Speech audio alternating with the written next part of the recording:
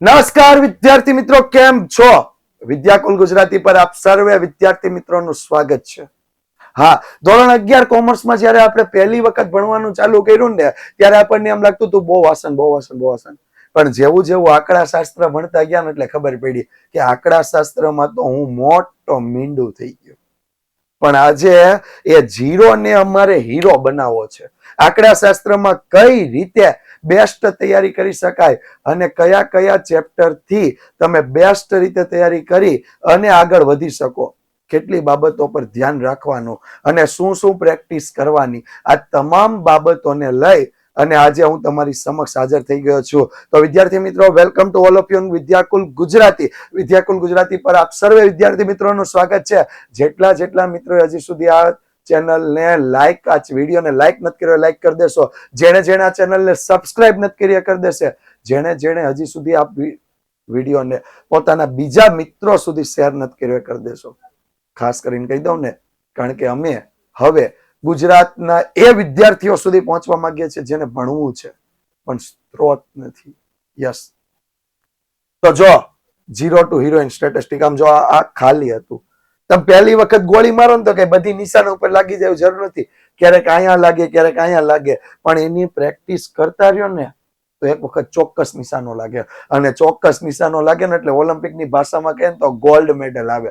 અને gold medal જે લાવે ને એ દેશનો હીરો હોય. એમ સ્ટેટિસ્ટિકમાં જો ચોક્કસ પ્રેક્ટિસ કરો ને તો અચૂક નિશાનો લાગે. અને અચૂક નિશાનો લાગે એટલે તમે હીરો જ બનો. તો વાત કરીએ ચેપ્ટર 1. ચેપ્ટર 1 આપણું છે માહિતીનું એકત્રીકરણ. માહિતીનું એકત્રીકરણ. હવે તમને પહેલો પ્રશ્ન એ થાય કે સર આ ચેપ્ટરમાં નકરી થિયરી છે, સ્ટેટની થિયરી યાદ રાખવીને એ અમારા માટે માથાનો ઘા છે. આખું ચેપ્ટર થિયરી તમે સાહેબ ભરી દીધું, પણ આને યાદ કેમ રાખવું? પહેલા વહેલું છે. જો હું કરવાનું છે એક વસ્તુ ખાસ કહી દો, આ ચેપ્ટરમાંથી પૂછાવાના છે એક તો MCQ, એક SQ પૂછાવાના, એક 2 ગુણના પ્રશ્નો પૂછાવાના છે અને એક 3 ગુણના પ્રશ્નો પૂછાવાના. 2 ગુણના પ્રશ્નો અને 3 ગુણના પ્રશ્નો. હવે છે ને આમાં કઈ કઈ બાબતો યાદ રાખવી? તો જો હું થોડીક બેઝિક બાબત કહું. એક આપણને છે ને ઓલું આંકડા શાસ્ત્રનો ઉદ્ભવ અને વિકાસ આપ્યો છે. આંકડા શાસ્ત્રનો ઉદ્ભવ અને વિકાસ. અને બીજું આપ્યું છે ભારતમાં આંકડા શાસ્ત્રનો ઉદ્ભવ. ભારતમાં આંકડા શાસ્ત્રનો ઉદ્ભવ. આ ટોપિક એવા છે કે જે MCQ અને SQ માટે ખાસ અગત્યના. MCQ અને SQ માટે ખાસ અગત્યના આ 2 ટોપિક, MCQ અને SQ માટે ખાસ અગત્યના.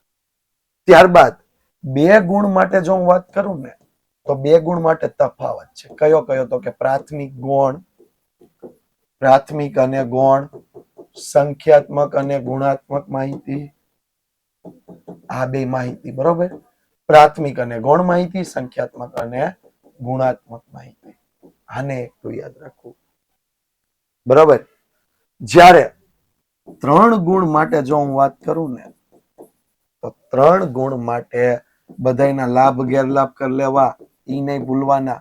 લાભ અને ગેરલાભ અને લક્ષણો, આટલું તમે યાદ કરીને જાવ ને એટલે આ તમારું 2 ગુણ, 3 ગુણ અને MCQ SQ પહેલું ચેપ્ટર આમ ધડાંગ દઈને પૂરું. ભલે થિયરી રહી, હું વાર છે, થઈ જાય. અને પહેલું ચેપ્ટર પૂરું થઈ ગયું ને એટલે ઓછામાં ઓછા 5 થી 7 માર્ક્સ તમારા ન્યાસ ક્લોઝ આઉટ થઈ ગયા. વધ્યા ત્યારે આગળ હાલો. ચેપ્ટર 2 માહિતીનું નિરૂપણ. સર આમાં મને કાંઈ ખબર નથી પડતી. આમાં મને કાંઈ ખબર નથી પડતી. જો મને આવડી ગયું હોત ને તો મને ત્રીજું ચેપ્ટર આવડી જ જાત, પણ મેં ધ્યાન જ ન આપ્યું. મને એમ હતું બોર્ડમાં છે ને મારું બહુ સારું રિઝલ્ટ આવી ગયું, 11માં આવી જાય. પણ હવે સર એવું લાગે છે કે હું કદાચ ફેલ થઈ ગયો તો, મારું રિઝલ્ટ ઓછું આવ્યું તો એના માટે આ બીજું ચેપ્ટર છે. જો બહુ આસાન છે, ખાસ કહી દઉં, સંખ્યાત્મક વર્ગીકરણ છે ને એના ઉપર થોડુંક વધારે ભાર આપવાનો અને ગણતરી 2 સૂત્ર યાદ રાખવાના. ગણતરી વાળા સૂત્રો આટલું યાદ કરવાનું. એમાં સૂત્રમાં કયા કયા આવશે?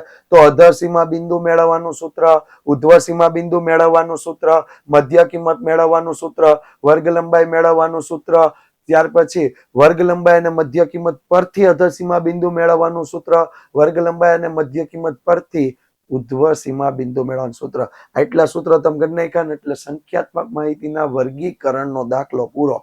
અને સાથે સંચય આવૃત્તિ, આ સંચય આવૃત્તિમાં ટોટલ કરવાનું હોય. થી વધુ હોય તો ક્યાંથી ટોટલ કરવાના? થી વધુ હોય તો ક્યાંથી ટોટલ કરવાના? નીચેથી નહીં, ઉપરથી. થી વધુ કીધા હોય તો ક્યાંથી ટોટલ કરવાના?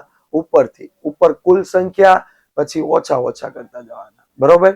અને થી ઓછા કીધા તો ઉપર 0 અને પછી વધારતા જવાના, એટલે નીચે ટોટલ કરતા જવાના. ક્લિયર?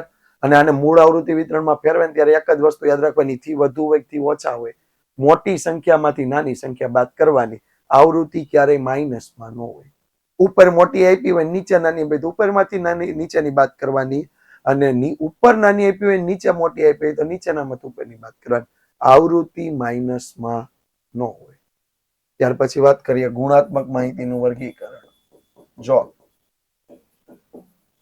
ગુણાત્મક માહિતીનું જ્યારે પણ પૂછે ને તો એકદમ સિમ્પલ એક કામ કરવાનું, કોષ્ટકમાં જેટલા ચલ આપ્યા ચલ લખ નાખવાનું, એક ટાઇટલ લખ નાખવાનું, જે રકમ જે આંકડો તમને રકમમાં આપ્યો હોય એ જગ્યાએ જઈને મૂકી આવવાનું. પહેલા બધું એક સાથે સોલ્વ કરવાની ટ્રાય નહીં કરવાનું, તો નહીં થાય, 100% નહીં થાય. તમારે શું કરવાનું, જે આંકડો જ્યાં આપ્યો છે ને એ આંકડો પહેલા ત્યાં ભરી દેવાનો. તમને આમ કોષ્ટક દેખાય ને કે હવે અહીંયા ખૂટતી છે, એ ખૂટતી સંખ્યાઓ પછી ભરવાની. એ પણ જોવું પડશે, એકમાંથી બીજી માઇનસ થતી હશે. બીજું ગણતરી ખાસ તમારે કરવાની. ગણતરી કરશો ને એટલે ખબર પડશે કે કઈ ક્યાં વધારે થઈ, કઈ ક્યાં ઓછી થઈ. અને વાત કરીએ આલેખની, તો આલેખમાં સિમ્પલ, જો એક માપી આકૃતિનો આલેખ પૂછાય ને તો આલેખમાં પહેલા તો 2 લીટા દોર નાખવાના. એક ઊભો વાય અક્ષ, આડો એક્સ અક્ષ, પ્રમાણ માપ ઉપર લખ નાખવાનું, અને સ્તંભમાં તમારે જે કઈ પણ વિગત દર્શાવવાની છે વિગત દર્શાવી દેવાની. આલેખ દોરતા આવડે કે ન આવડે, સ્તંભની વિગત દર્શાવવાની નહીં ભૂલવાની. પછી જોવાનું કે હવે આ સાદી સ્તંભાકૃતિ છે, પાસેની છે, ટકાવારી છે કે સાદી વિભાજિત છે. હવે જો સાદી વિભાજિત ને ટકાવારી વિભાજિત હોય તો શું કરવું પડે? ગણતરી કરવી પડે. પાછળના પેજે ગણતરી સ્ટાર્ટ કરવાની કોષ્ટક તમને આપ્યું જ હશે. ગણતરી તો કે જો સાદી વિભાજિત હોય કુલ ટોટલમાંથી બાદ કરવાના, ટકાવારી વિભાજિત હોય ટકાવારી મેળવવાની. દસમાન મેળવી હતી ને, મેળવેલ ગુણ છેદમાં કુલ ગુણ ગુણ્યા 100. એવી જ રીતે આપેલ કિંમત છેદમાં કુલ કિંમત ગુણ્યા 100. અને આને જ યાદ રાખીને વૃતાંશમાં લઈ જવાની. વૃતાંશમાં ગુણ્યા કેટલા કરવાના? 360. કેટલા કરવાના? 360. કારણ કે એક વૃતાંશ 360 નું હોય. હવે જો આની એક શોર્ટ ટ્રીક અપનાવો. વૃતાંશ કદાચ તમને કટ કરતા ન આવડ્યું તો શું કરવાનું? વૃતાંશનું ટોટલ કરવાનું, રફમાં. અને એમાં જોવાનું 5 માહિતી છે ને તો ઓછામાં ઓછા 5 ખાના પડવા જ જોઈએ. આ મેં ઘણી વખત પેપરમાં જોયું, માહિતી 5 હોય ને ખાના 8 પાડ્યા હોય. આવું ન થઈ જાય, એ ધ્યાન રાખવાનું, બરોબર? આલેખની વાત થઈ ગઈ. ત્યારબાદ આપણે વાત કરીએ એ પહેલા યસ વિદ્યાકુલ એપ, જેના પર ઘણા બધા મારા મિત્રો અભ્યાસ કરી અને આજે પરીક્ષાની એવી તૈયારી કરીને પરીક્ષા આપવા જઈ રહ્યા છે ને કે આમ શું કહેવાય, કોઈ પણ પ્રકારનું પેપર આવી જાય ને એને હંમેશા હસતા મોઢે પરીક્ષા આપી દે. કેમ? તો કે ન્યા મળે લાઈવ લેક્ચર, એટલે તો લાઈવમાં જોડાય. બીજું, રાતે 2 વાગે વાંચતો તો ખબર પડી કે આ સવાલ નથી આવડતો, સવારમાં 4 વાગ્યામાં વાંચતો તો ખબર પડી આ સવાલ નથી આવડતો, તો હું કર્યું, ખોલી વિદ્યાકુલ રેકોર્ડિંગ લેક્ચર. હા, સર પાછા એ જ રીતે ભણાવતા હોય, એમ લાગે કે હમણાં જ સવારમાં 4 વાગ્યામાં સર ભણાવ્યું. એવું ડાઉટ સોલ્યુશન પણ મળી જાય, પૂરા વર્ષના વિડીયો રેકોર્ડિંગમાં મળી જાય, લેક્ચર નોટ્સ મળે, એટલે ઓલી પીડીએફ. ક્યાંક ભૂલ પડી તો મારી ક્યાં ભૂલ છે? મેં દાખલો ગણ્યો ને એમાં જવાબ તો 35 આવ્યો, સરે ગણ્યો એમાં તો 43 આવતો, તો ભૂલ ક્યાં? પીડીએફ નોટમાં સરખાવાની. ભાઈ તે તો કે અહીંયા તારે 231 કરવા નતા ને ત્યાં તે કર્યા કેટલા? 131. તો ભૂલ પડી, એટલે PDF notes best result. Yes, ગુજરાતમાં ટોપર્સમાં છેલ્લા 4 વર્ષથી સૌથી વધારે જો નામ આવતું હોય ને તો એ વિદ્યાકુલનું. તો મિત્રો આના માટે સંપર્ક કરી શકો 9924454400. બીજી એક પેપર છે self learning paper generation. Self learning app છે, તમે જાતે જેનો અભ્યાસ કરી શકો ને એવી એપ છે. એ છે યુથ એજ્યુકેશન પેપર જનરેશન. એક તો ફ્રીમાં છે, બિલકુલ ખાલી પ્લે સ્ટોર પર જઈને ડાઉનલોડ કરવાની. પીડીએફ મળે, એમસીક્યુ ટેસ્ટ મળે, સાથે તમે લર્નિંગ સેક્શનમાં જાઓ તો મટીરિયલ્સ મળે, અને સાથે સાથે જે વિડીયો જોવો હોય ને, કદાચ તમને ટોપિક ખબર પડે કે મને મધ્યક નથી આવડતો, મધ્યક ઉપર ક્લિક કરો તો એનો વિડીયો મળે. કેટલું સારું છે. આને ડાઉનલોડ કરજો, બરોબર. અને હા, તમે આ જે ચેનલ સાથે જોડાયેલા છો ને એને પાછું સબસ્ક્રાઇબ કરવાનું નહીં ભૂલતા. હા, નહીતર પાછું ઈ જ ભૂલમાં રહી જાય કે આને તો મેં સબસ્ક્રાઇબ ન કર્યું, તો મારે વિડીયો ગોતવો ક્યાં? હા, બરોબર. એમ થાય કે એકાઉન્ટ તો બહુ સરસ ભણાવતા હતા જેમી સર, પણ એક જ વિડીયો દેખાણો, બીજો ન દેખાણો, ગોતવો ક્યાં? ઇકોનોમિક્સ ના આંકડા નીલકંઠ સર બહુ સરસ યાદ રખાવ્યા હતા, પણ હવે મારે ગોતવું ક્યાં? તો ચેનલ સબસ્ક્રાઇબ કરી હોય ને તો ફટાફટ મળશે, નોટિફિકેશન આવશે કે હાલો મયુર સર લાઈવ થઈ ગયા છે, મંડો ભણવા બીએ, બરોબર. કે કેતન દાદા અત્યારે આવી ગયા છે ઇંગ્લિશનો કાળ શીખવાડવા માટે, તો ફટાફટ સબસ્ક્રાઇબ કરી રાખવી. ત્યારબાદ આગળ વાત કરીએ ચેપ્ટર 3. ચેપ્ટર 3 મધ્યવર્તી સ્થિતિના માપ. જો આમાં શું કરવાનું છે, આમાં છે ને 3 અલગ અલગ બાબત ઉપર હું ધ્યાન આપીશ. એક તો મધ્યક, બીજું છે મધ્યસ્થ, અને ત્રીજું છે બહુલક. આ 3 અલગ અલગ દિશાઓ છે. 3 અલગ અલગ દિશાને આપણે એક સાથે કમ્બાઈન કરવી. તો આના કોષ્ટકો પર એક ધ્યાન આપવાનું. અહીંયા ફરજિયાત કોષ્ટક આપ્યું હોય તો સીએફ મેળવવું પડશે. અહીંયા ફરજિયાત મધ્ય કિંમત મેળવવી પડશે, એટલે એક્સ મેળવવો પડશે. અને અહીંયા જો આસાદિત સૂત્ર હોય ને, આસાદિત સૂત્રની 4 કન્ડિશન હતી. આપણે 4 કન્ડિશન ભણીએ છીએ. કોઈ અવલોકન પુનરાવર્તન ન પામે, પુનરાવર્તન પામતું અવલોકન આવૃત્તિ છે 2 થી વધારે વખત હોય, એટલે મહત્તમ આવૃત્તિ 2 થી વધુ વખત હોય, વર્ગ લંબાઈ અસમાન હોય કે મિશ્ર આવૃત્તિ વિતરણ હોય તો આસાદિત સૂત્ર હોય. અને આસાદિત સૂત્ર આવે ને ત્યારે કાલભાઈ પિયર્સનને યાદ કરી એમઓ બરાબર પહેલા મૂકી દેવાનું 3m - 2x બાર, એટલે મધ્યકભાઈને લઈ આવવાનો, મધ્યસ્થને લઈ આવવાનો, બેન ભેગા કરવાના, બરોબર. આ ત્રણેય દિશાને અહીંયા આપણે ભેગી કરવાની છે.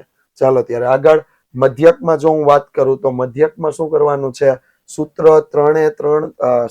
4 મધ્યકને યાદ રાખવાના. મધ્યકનું સૂત્ર x બાર થી દર્શાવવાનું, મિશ્ર મધ્યક આપે તો x બાર w થી દર્શાવવાનું, x બાર c થી દર્શાવવાનું, ભારિત મધ્યક આપે તો x બાર w થી દર્શાવવાનું, અને જો ગુણોત્તર મધ્યક આપે તો g થી દર્શાવવાનું. જ્યારે અહીંયા વાત કરીએ તો ચતુર્થક આપે તો q થી દર્શાવી દેવાના ચતુર્થકને. સરેરાશ દશાંશક આપે તો દશાંશકને d થી દર્શાવવાના. દશાંશક શેનાથી દર્શાવવાના? d થી. અને શતાંશક આપે તો p થી દર્શાવવાના. બીજી ખાસ બાબત, જો અહીંયા અવર્ગીકૃત અને વર્ગીકૃત સતત માહિતી હોય તો હંમેશા n+1, પણ જ્યારે પણ વર્ગીકૃત માહિતી આવે, મોટો દાખલો આવે તો હંમેશા n/, કરવાના, બરોબર. મધ્યસ્થ હોય તો /2, ચતુર્થક હોય તો /4, દશાંશક હોય તો /10, શતાંશક હોય તો /100. બહુ આસાન છે. હા, આગળ વાત કરીએ ચેપ્ટર 4 પ્રસારમાન.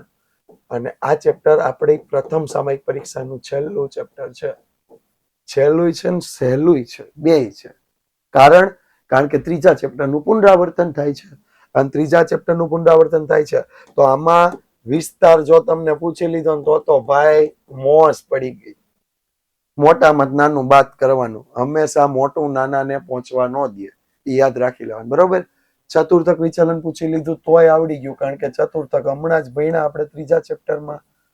તો ચતુર્થક વિચલન વખતે શું કરી દેવાનું? ચતુર્થક વિચલન વખતે હંમેશા પહેલા Q1 Q3 મેળવવાના, અને ત્યારબાદ આપણે શું કરવાનું છે? QD અને ચતુર્થક વિચલન. પણ જો સરેરાશ વિચલન પૂછે તો એક બાબતનું ક્લિયર કટ ધ્યાન રાખવાનું. કોષ્ટક વ્યવસ્થિત બનવું જોઈએ, x વાળું, f વાળું, fx આવવો જોઈએ, પછી x - x બાર આવવો જોઈએ, માનાંકમાં x - x બાર આવવો જોઈએ, અને એને પાછું શેના વડે ગુણાવવું જોઈએ? f વડે ગુણાવવું જોઈએ, બરાબર. અને ત્યાર પછી પ્રમાણિત વિચલન જો પૂછે તો હું હંમેશા વિદ્યાર્થીઓને કહેતો આવ્યો છું 9 સૂત્ર આપ્યા છે, 9 પ્રમાણિત વિચલનના. કામના 2 જ છે, 2 જ યાદ રાખવાના. બરોબર? કયું? તો કે એક x f fx x નો વર્ગ અને fx નો વર્ગ. બસ પૂરું. આવું કોષ્ટક બનાવી નાખવાનું. બરોબર? પેલા જો વર્ગ આપ્યો હોય ને તો મધ્ય કિંમત મેળવી લેવાની. એટલે x તો થઈ ગયો, f આપ્યો હશે, બેયનો ગુણાકાર કરી નાખો એટલે fx. જે મધ્ય કિંમત કે અવલોકન આપ્યો એનો વર્ગ કરો એટલે x નો વર્ગ, અને ત્યાર પછી fx નો વર્ગ. પણ જો તમને પ્રસારની સરખામણી આપે, પ્રસાર, ચલન, સ્થિરતા, સુસંગતતા, આની જો સરખામણી તમને આપે તો તમારે શું કરવાનું છે? તો તમારે ચલનાંક મેળવવાનો.